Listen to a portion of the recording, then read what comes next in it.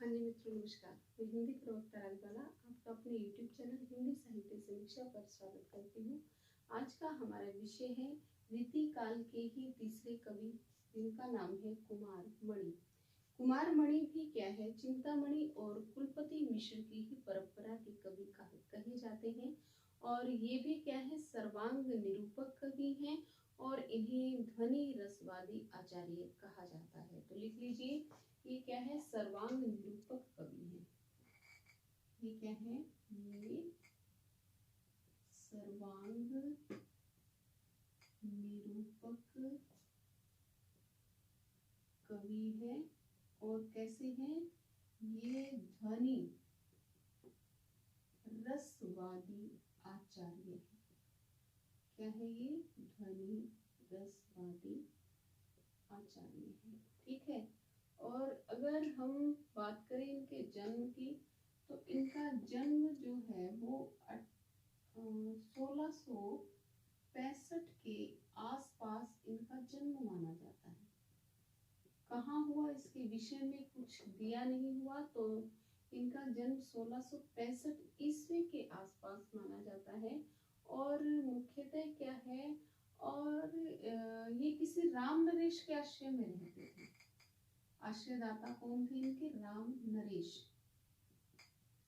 आश्रयदाता राम नरेश जो थे वो इनके आश्रय दाता थे। और इनके मुख्यतः केवल दो ही ग्रंथ मिलते हैं। एक का नाम है रसिक रंजन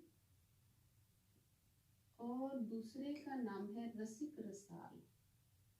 रसिक रसाल, ठीक है। रसिक रंजन का रचना काल माना जाता है 1708 और रसिक रसाल का रचना काल माना जाता है 1719। यानी कि इसके 11 वर्षों के पश्चात इन्होंने रसिक रसाल की रचना की। और रसिक रसाल जो है वो इनके आश्रयदाता में राम नरेश के आश्रय में ही लिखा हुआ माना जाता है। ठीक है। रसिक रंजन क्या है, इसमें संस्कृत कवियों की सूक्तियों को ग्रहण किया गया है। यह संस्कृत कवियों की सूक्तियों का संग्रह है। संस्कृत कवियों की सूक्तियों का संग्रह, ठीक है। क्या है ये, संस्कृत कवियों की सूक्तियों का संग्रह है रसिक रंजन। और रसिक रसाल, जो रसिक रसाल है ये सर्वांग निरूपक ग्रंथ है। सर्वांग निरूपक। और इसकी रचना कब हुई, 1719 में। और ये आश्रय राम नरेश के आश्रय में इसकी रचना की गई। और इसके लिए इसमें क्या है, इसमें सर्वांग निरूपक है, यानी कि काव्य भेद, काव्य लक्षण, काव्य हेतु, काव्य प्रयोजन, शब्द शक्ति, गुण, शब्दालंकार, अर्थालंकार, नायिका भेद, मतलब प्रत्येक काव्यांग का इसमें निरूपण किया गया है। और जो सहारा लिया गया है या आश्रय लिया गया है, एक तो मुख्यतः लिया गया है मम्मट के काव्य प्रकाश का। मम्मट का काव्य प्रकाश। और नायक नायिका भेद के लिए इन्होंने लिया है अकबर दास की श्रृंगार मंजरी। अकबर दास की श्रृंगार मंजरी। श्रृंगार मंजरी का जिक्र हम पहले भी कर चुके हैं। किसमें कर चुके हैं, जब हम चिंतामणि की बात कर रहे थे, तो श्रृंगार मंजरी किससे संबंधित है, नायक नायिका भेद से संबंधित है। तो श्रृंगार मंजरी का भी किसने आश्रय लिया, कुमार मणि ने आश्रय लिया। और मम्मट के काव्य प्रकाश का आधार लेते हुए भी इन्होंने क्या किया, साहित्य दर्पण, जो किसका है, विश्वनाथ के साहित्य दर्पण का भी आश्रय लिया। और रस गंगाधर, जो कि का संस्कृत के अंतिम जो है वो आचार्य माने जाते हैं।